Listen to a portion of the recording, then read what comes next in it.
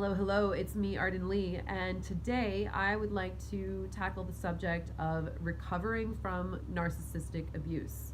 Now, if you are familiar with my channel, you'll know that I make a lot of videos about getting over trauma, recovering from bad experiences, recovering from even our social conditioning, even if you're not thinking of it as trauma specifically, recovering from the beliefs that we have taken on during our lifetime, whether from our parents, our friends, our teachers, or our current social circles as adults.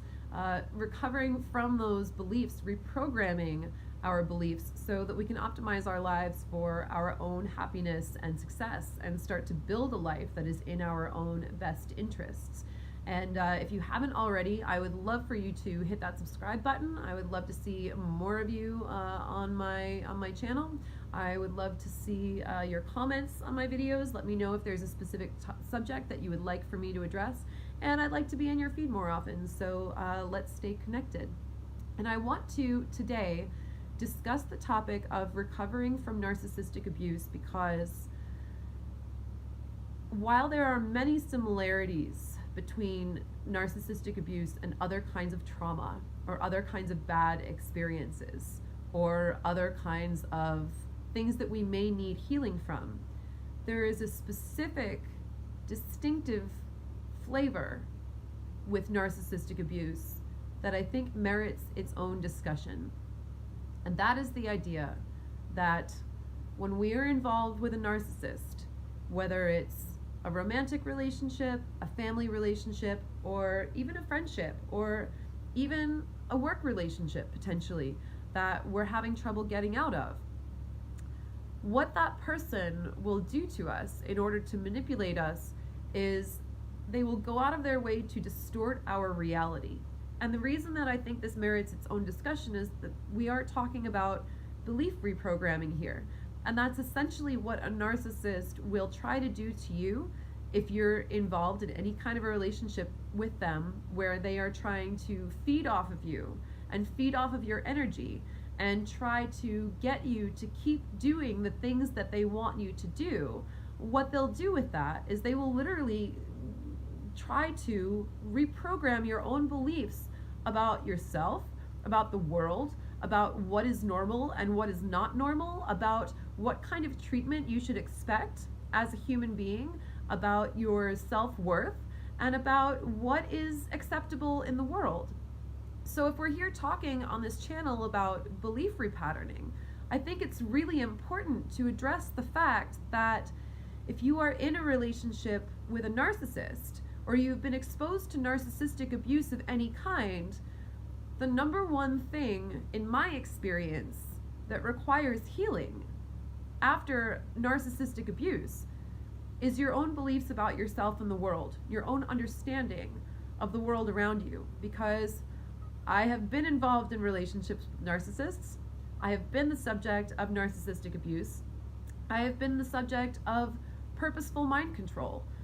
I wasn't, an MK Ultra subject quite, but when I was getting my certification in neurolinguistic programming that I thought I was doing to learn how to control my outcomes better, control my communication better, my partner at the time also got a certification in neurolinguistic programming, and now that I look back at it, undoubtedly used those techniques to control me and to control my behavior and my thoughts and what I felt, again, what I felt I could expect from the world and what I felt was acceptable. And he even admitted in many ways to doing this, but he normalized it so much that I didn't even realize that it was a problem. That's how deep this went. So today I want to talk a little bit about recovering from the reprogramming of your beliefs into a system whereby you can't possibly thrive or sustain yourself. When I say that narcissists reprogram your ideas about yourself and the world around you in order to feed off of you,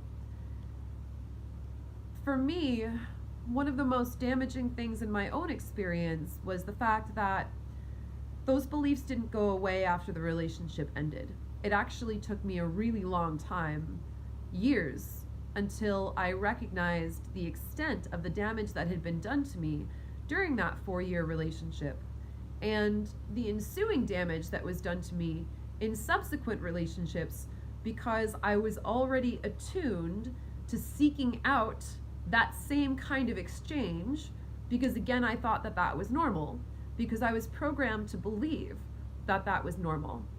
So when you are recovering from narcissistic abuse, the first thing that I would recommend for anyone to start thinking about is the fact that it's a paradox. I want to say it's the fact that you can't necessarily trust yourself, but not trusting yourself is something that narcissists will try to make you believe. So I want to get you back into the vibration where you know that you can trust yourself.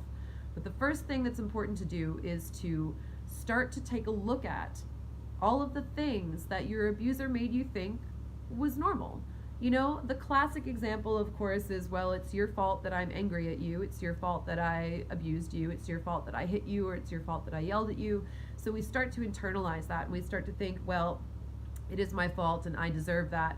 And then if I get into another relationship with someone who treats me the same way, then clearly that's my fault too, because I've already believed that I deserve the abuse that I'm getting, and it's unreasonable for me to say no to that, for me to draw personal boundaries. The only thing that I can do in retaliation to being abused is try to be better, try to be more lovable, try to be more generous to this person, because that is a classic thing that narcissists will do. They will convince you that if you just give them more of what they're looking for, whether it's that money or, you know, emotional attention, love, quote unquote, whatever that thing is that they're looking for, financial support, whatever it is, that then they'll reward you. Then they'll stop abusing you. Of course, that's a lie, because never really lasts all that long, because soon they're back to blaming you for things, and they're back to expecting you to perform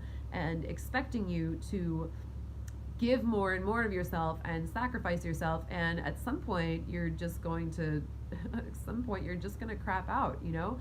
At some point you've got nothing left to give. Or, you know, if you're like me, I was in a narcissistic relationship for 4.5 years, and the way that I finally got out of it is I realized that I was the one supplying everything. And I looked at my partner and I was like, I'm financially supporting you. You're not giving me anything emotionally, financially, sexually, or spiritually. I don't even want to have sex with you anymore. And when we do, it's terrible. I'm just thinking about being somewhere else. And finally, I woke up and I realized there's nothing here for me. I've been in this relationship out of habit because I've been trying to make it work. And I've been convincing myself that if I just did more and more and more, that somehow things would work out. But at some point I looked around myself and said, this is ridiculous. I'm not getting anything out of this.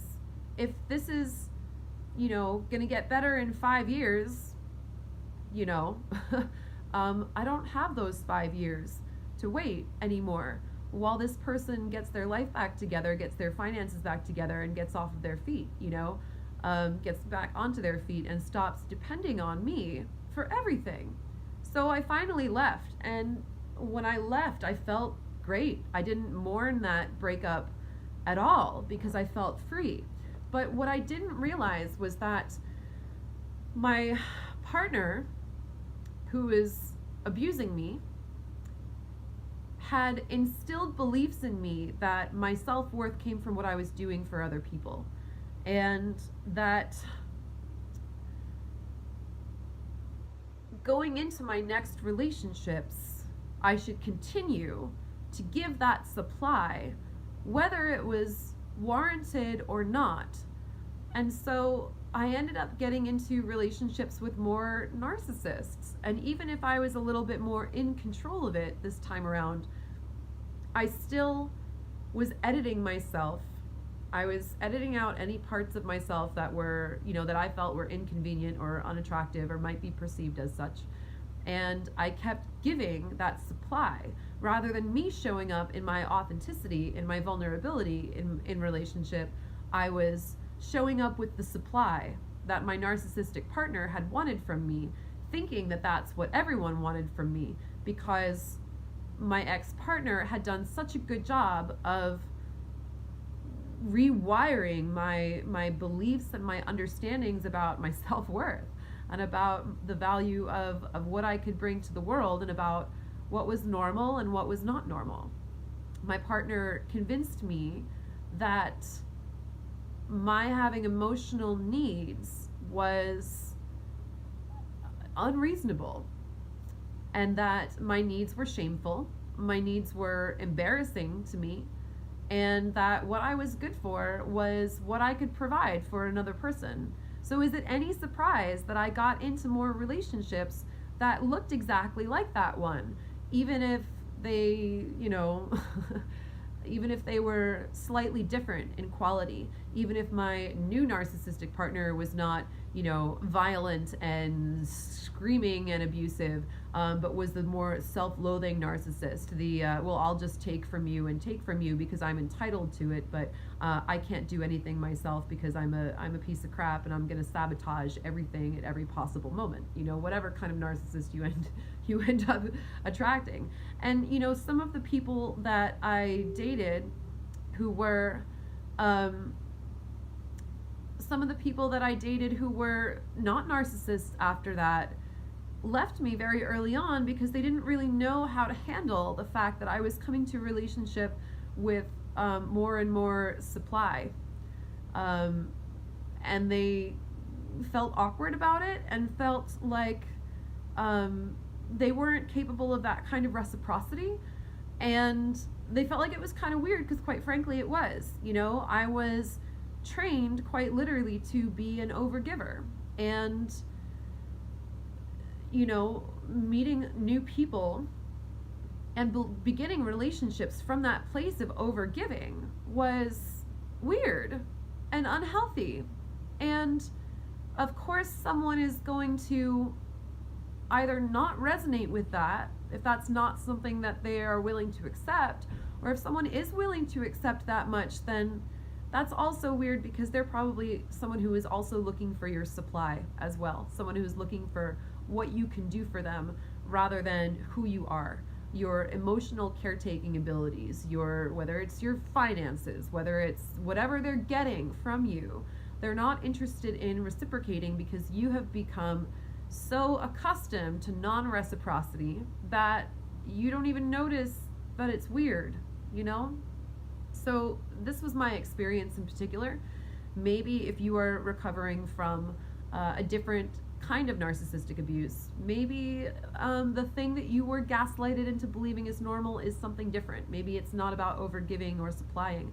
Although certainly that idea of supply, that idea of feeding off of you, is a common denominator in narcissistic relationships. So maybe for you, it's the fact that it's not, maybe someone made you think that it was normal for them to be out all hours of the night and lie to you. Maybe you need to start regaining your own trust in yourself back, to say, actually, no, this feels weird. This doesn't feel normal. This doesn't feel right.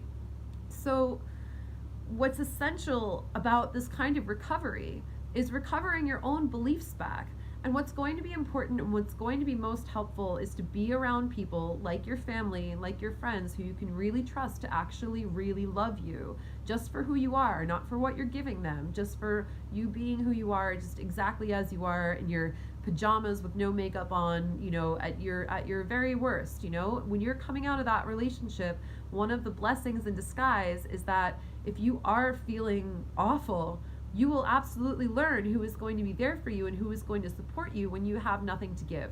And sometimes that can be the best lesson, is to remember what that kind of love feels like, so that you can start to reattune yourself to that and realize that the love that your family members and your friends have for you is also the kind that you should be expecting from a partner. You should not have a partner where they're there with you because of what you can do for them.